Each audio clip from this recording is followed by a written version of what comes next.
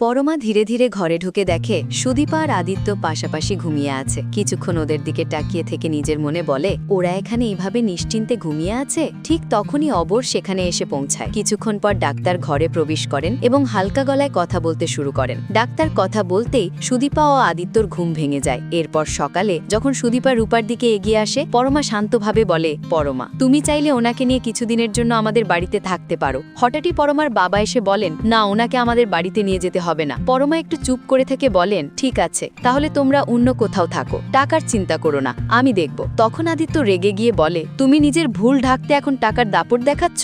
আর তুমি সুদীপা, বাড়ি ফিরে চলো। চৌধুরী বাড়িটা তোমারও ঠিক ততটাই যতটা আমার। পাশ থেকে রূপা বলে ওঠে, আমি বাড়ি যাব। আদিত্য, হ্যাঁ, তুমি বাড়ি ফিরবে। এদিকে কুন্তলা সব কথা আড়াল থেকে শুনে নিয়ে নিজের মনে বলে, আমি কাউকে কারোর সঙ্গে মিলতে দেব না, আমি সুদীপা আর রূপাকে আলাদা করব। এরপর যখন আদিত্য সুদীপা রূপাকে নিয়ে বাড়ি ফিরছে, তখন ডাক্তার সুদীপার হাতে এক ফাইল দিয়ে বলেন, ডাক্তার, ওনার রিপোর্টগুলো ভালো করে দেখুন। ওনার ব্রেনে আবার একটা সার্জারি করলে আগের স্মৃতিগুলো ফিরে আসতে পারে। বহু বছর আগে অপারেশন হয়েছিল, কিন্তু পুরোপুরি সফল হয়নি। মাথায় স্টিচের দাগ এখনো দেখা যায়। আমি আগেও এই বিষয়ে আপনাদের বলেছিলাম। সবাই চুপচাপ থাকে। মুহূর্তটা ভারী হয়ে ওঠে অনিশ্চয়তায়।